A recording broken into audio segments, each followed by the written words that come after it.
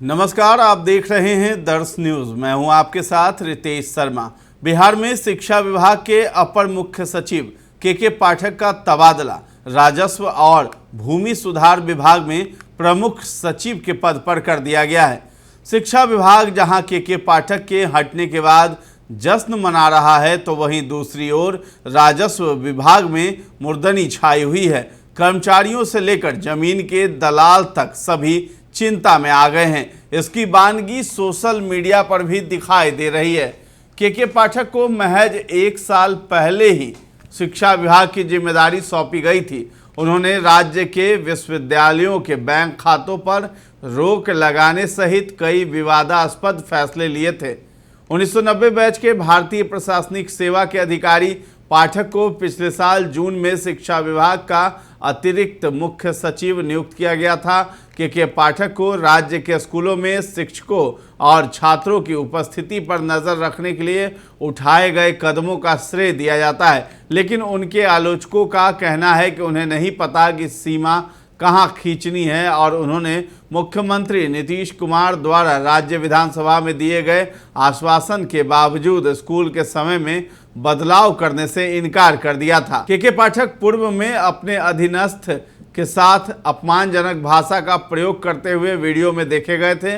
उन्होंने बिहार के राज्यपाल राजेंद्र विश्वनाथ आर्लेकर, राज्य द्वारा संचालित विश्वविद्यालयों के कुलाधिपति को भी निशाने पर लिया था। अपने कार्यकाल के दौरान पाठक ने अधिकारियों को कुलपतियों और रजिस्ट्रारों का वेतन रोकने और राज्य विश्वविद्यालयों के लिए धन रोकने का भी आदेश दिया था। आधिकारिक अधिसूचना के अनुसार पाठक 1992 बैच के अधिकारी दीपक कुमार सिंह की जगह लेंगे, जिन्हें ग्रामीण कार्य विभाग में स्थानांतरित किया गया है। पाठक बिहार लोक प्रशासन एवं ग्रामीण विकास संस्थान यानी BIPARD के महानिदेशक का अतिरिक्त पदभार संभालते रहेंगे।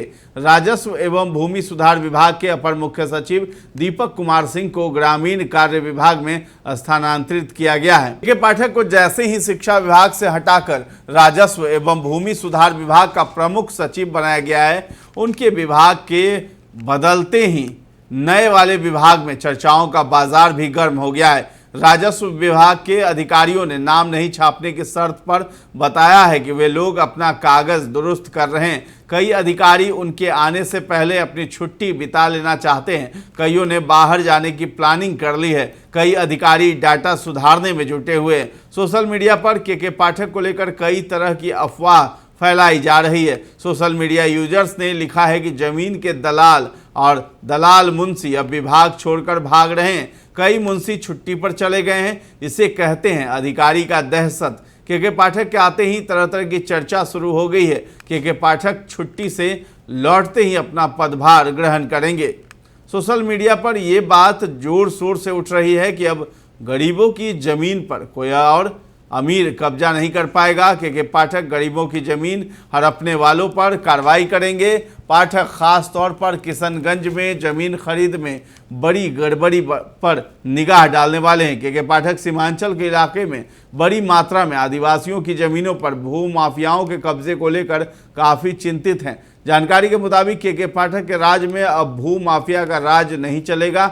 जमीन दलाल अब दूसरा काम खोजने में लगे हैं।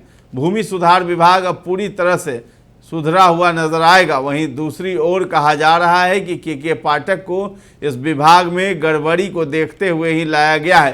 के पाठक को मुख्यमंत्री नीतीश कुमार ने जानबूझकर इस विभाग में भेजा है।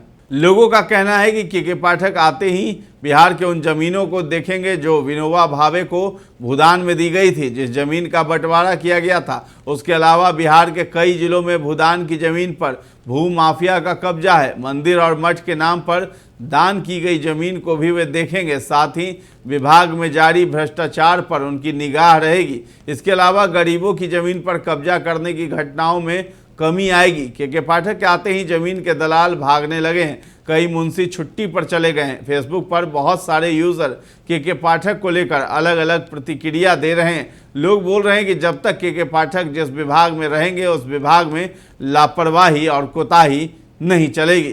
तो फिलहाल इस खबर में इतना ही है। के पाठक के नाम से ही हड़कंप मचा हुआ है भू विभाग में। तो फिलहाल इस खबर में इतना ही है। अब तक दर्श न्यूज को नहीं सब्सक्राइब किया है तो जरूर कर लें। अभी के लिए बस इजाज़त दें। धन्यवाद।